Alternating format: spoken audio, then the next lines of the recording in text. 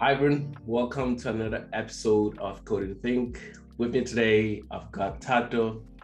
Thato is a strategy and implementation consultant. He's got years of experience in working in different industries, the tech industry, and working on the business side of things. He's he's a friend, and happy to have him here. Thato, how you doing? Hi, Satsi. What a wonderful intro. Thank you so much for having me. Yeah. So, Tata, I know we've been meaning to do this for a while now, and I'm really excited to have you here. But before we get into things, tell us a bit about yourself and your journey to where you are now, being a strategy and implementation consultant. Oh, wow. Okay. I'll kick it off with a bit of background about myself, and I'll get more into what I do as a strategy and implementation consultant. So my background is mostly in the financial services sector. I started out in Johannesburg, South Africa as a business analyst for one of the big four banks, where I also got the opportunity to sit on the junior executive board. Over the years with the financial services sector, I got an overview of retail, business, and commercial banking. And then I eventually joined a professional services IT firm, which we got the opportunity to meet and work together for.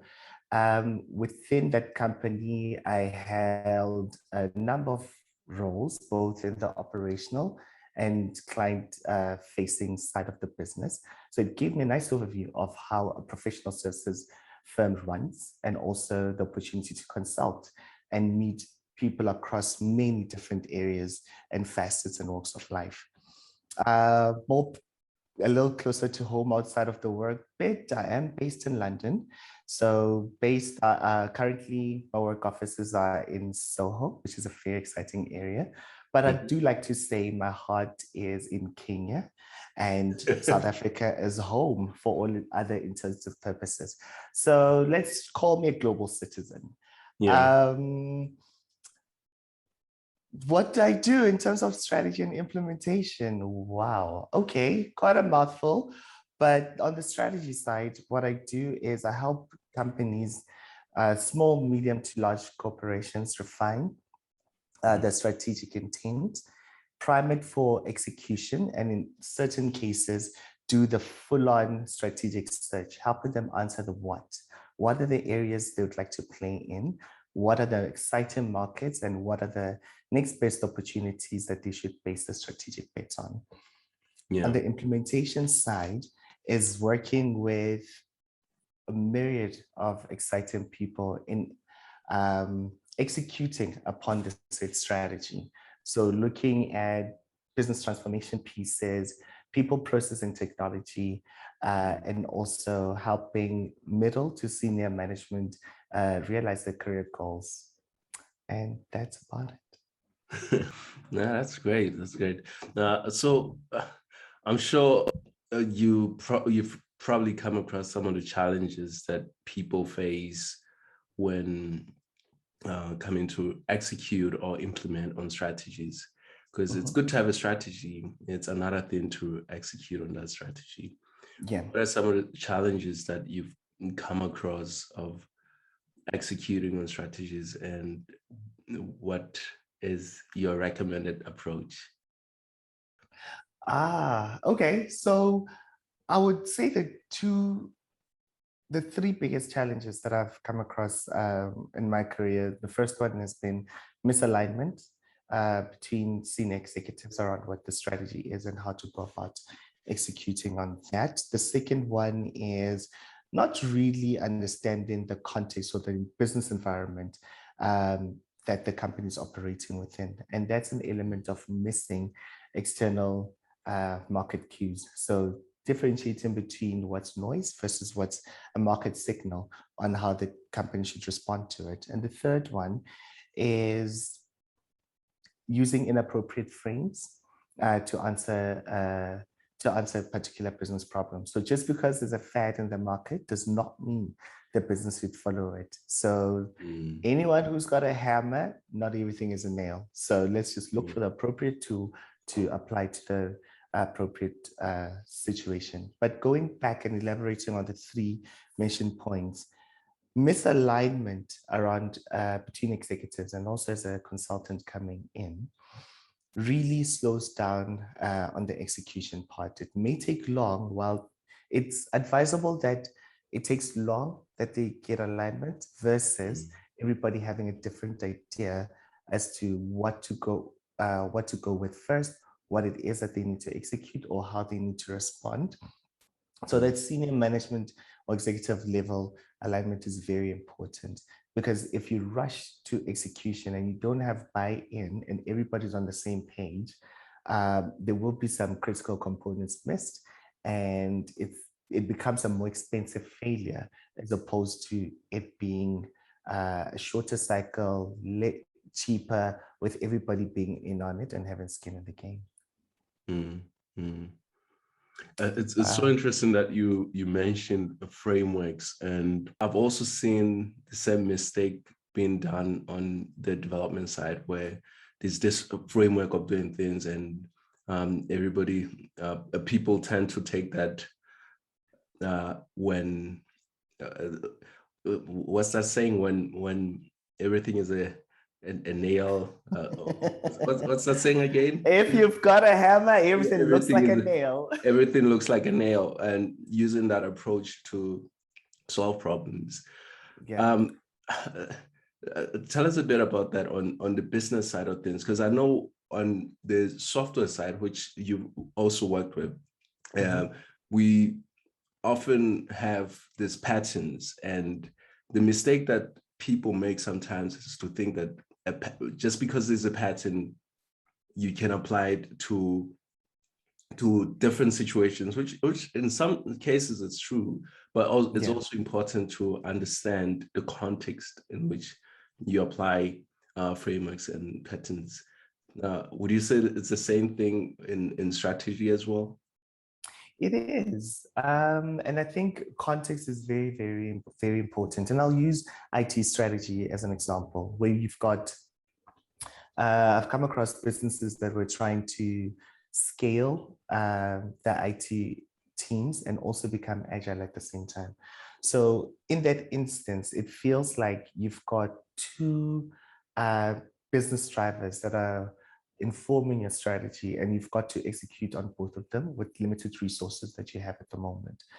So what I've noticed, what the lessons that I've seen play out in the market is they'll have the agile framework, but then they want to marry it with a particular company, for most famously the whole Spotify model, but without understanding the key principles underlying that, and also the key principles underlying the Agile Manifesto, what it says about scaling teams, about cross-functional team delivery. You end up in a situation where it feels, for lack of a better word, fragile, given the size of the business. So imagine a multinational, or rather a huge IT organization trying to scale that out across the entire area at the same time. It's just not feasible. So rather taking an iterative approach, understanding your context, and also learning your lessons quick and fast would be my recommended approach, instead of boiling the entire ocean at a significant cost. Yeah. This actually brings me to my next point, where I mean, as a consultant, when you have to make clients aware of this, not all clients respond the same. No. they brought you in to help out. How do you deal? How do you help difficult clients understand some of the things that we're talking about now, like because it's not always easy to do things a different way when you're used to doing things a certain way. and even just being open to new strategies, or being open to a strategy that is more likely to work better for your organization can be difficult. How do you approach those lines? So the first leading principle that I always go with is empathy. No one wants to hear that, one, you're wrong, you've made a mistake. It's rather being empathetic in the delivery of the message, and also being honest and using as much evidence as possible.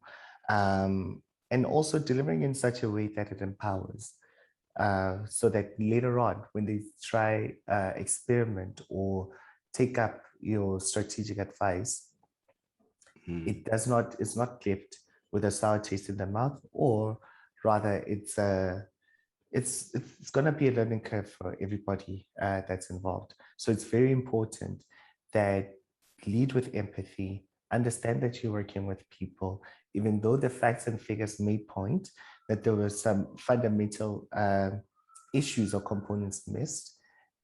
We need, it's a learning opportunity, no matter how big it is.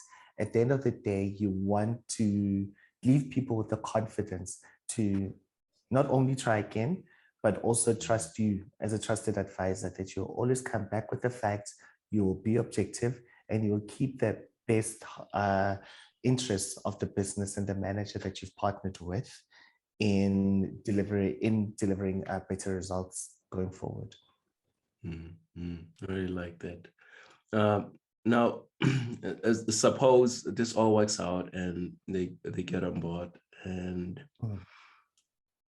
but somewhere along the line in client engagements, there's sometimes those difficult conversations that we need to have with them. Suppose things are not going well, and this needs to be communicated with them. How do you deal with those difficult yet crucial conversations with clients? First one is quickly. As soon as you find out about the problem and you've got enough evidence to say this is indeed a problem, and you outline the consequences, and also you come out with a risk mitigation plan. It's all nice. Everybody can spot a problem, but okay, then so what? What are we going to do about it? Then you come up with your list of proposed solutions, ranking them from the one that you are definitely leading with, and working your way down to those that you feel can be explored, and also the impact of the set recommendations, to help them make those informed decisions. Because at the end of the day, as a consultant, there's an element of limited liability, because the custodians of the business are the managers of the business. And my duty as a consultant is to make sure that I give them, one, the best service, the best advice, and also the best information that they can use to lead. Because from my assessment is almost like the external person looking in, even though I'm embedded within the business, but they also, the management of the business, and rather people who are embedded in it, they've been at it for much longer than I have. So they've got the additional lens within which they view the business. And between the two of us, we'll be able to come up with more robust solutions that are in the best interest of shareholders and the business itself. So on the lighter side, I mean, you've worked with clients from different industries. Yes. Which industries have you had the most fun working with, and why? Fun. Okay, so I would say the first one is, I was really fascinated by this. One of the first industries I got to work in when I moved to the UK was an airline company. And I got the opportunity to understand from a flight landing in an airport right up it lands, understanding that entire operation. And can I tell you, it feels like it takes a small army to get the plane landed, refuel it, take baggage out while cargo is being loaded out of the plane, and you've got people on boarding, some cleaning out the. It is so many moving parts, very efficient, and I got to understand like how things could get delayed, because sometimes it really takes a small thing and the entire operation has to stop for about hours, and the subsequent impact to that. So it has to be efficient. Everybody needs to know what it is that they're doing. And also it came as a surprise to me that some of the big planes carry all sorts of things in addition to people. That blew my mind. There were all sorts of like things from as small as like little rings that have to be transported overnight, right up to, I think the interesting case was transporting a whale from one part of the world to the other. Right? Exactly. I was beside myself. I loved the airline industry and the regulations and everything like that. It's just fascinating. The second one was in retail, but with a twist. We were automating an entire warehouse for a very, very big retailer based in Europe. That was interesting. From a customer order coming in, these machines picking up the clothes, putting it together nicely in a bundle, sticking a stamp on it, last mile delivery to the person's doorstep, or click and collect, in a sense that they can go back to a store and really picking out the clothes, trying it out for size, understanding that entire value chain. And if someone is, and if the clothes are left at someone's doorstep, they feel like the occasion has passed, or it's not really, the material does not feel as anticipated, and that returns process, it was fun, complicated, but fun. I guess the underlying theme with the two cited examples is problem solving.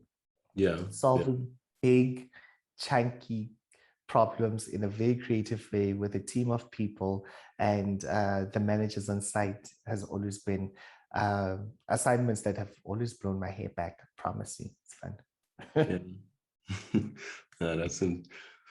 They do sound interesting. I mean, I didn't know I didn't know that planes could carry whales. I promise. Yo, look it up. Cool. So tell me, as a consultant, you have to continually be ahead of things, and not necessarily ahead, but then you have to continuously be learning and be up to date with what's happening. How do you go about that? Where do you get your inspiration for the problems that you solve? Because these problems can be solved creatively or strategically. Where do you get the motivation for approaching your work? And how do you go about it? I think a passion for what I do. I love consulting. I really love solving problems, and I sincerely enjoy chatting and interacting with people and learning about the world around me. I guess with that passion, I carry it into what I'm currently studying. I'm doing my MBA with work business. And one of the drawing factors or the keys to it is the frameworks, the people, the access to material and databases that you get leapfrogs you in terms of industry knowledge. And also I try to read about 2 books a month. So over and above, so your McKinsey shortlist, your FT news readers list gives you a glimpse as to what executives are reading. And from there on, when topics come up, when new frameworks are route, you're ahead of the curve, because the reality is there's nothing super extraordinary between a business executive and a consultant. We've got access to the same materials. It's just the way we look at it. It's the way that we digest information. And also because as a consultant, you've got the opportunity to hop around various industries. Your problem solving techniques bring a fresher insight into the business. So staying ahead of the curve, one, it's important. It must be done, especially in this field, because your clients know what you know as well. And also, yeah, given that it's a passion of mine, it's something that comes really easily and naturally to me. So read, interact, network, find Yeah. out what it is that you don't know, and also understand attending lots of conferences. You get to meet exciting people who share their insights. Mm, mm. But this has been great. But I do have one last question I'd like to ask you. Yeah. So with your work, what's the impact that you'd like to make with your work? Oh, what's the impact? Mm. I feel like I'm already making it, in the sense that nothing gives me greater joy than seeing the penny drop or a successful implementation. The penny drop, in a sense that they say, "Ah, oh, goodness, we should have looked at it this way," or, "Oh goodness, the project was really successful, flawlessly executed, with a bit of a couple of bumps, because nothing is perfect in this world." But the joy and the personal satisfaction that I get from enabling businesses that are changing lives out there to realize their mission, goals, and objectives is really one of it's a small impact that I make to the world in the grander scheme of things, and that gives me a sense of purpose every morning. But I think we should end it there. You put it beautifully, and thanks for making the time. It's been a pleasure to have you on, and I hope we'll get to chat again on the platform in the future. No, we definitely will. Thank you so much for having me, and I really enjoyed the conversation. Thanks.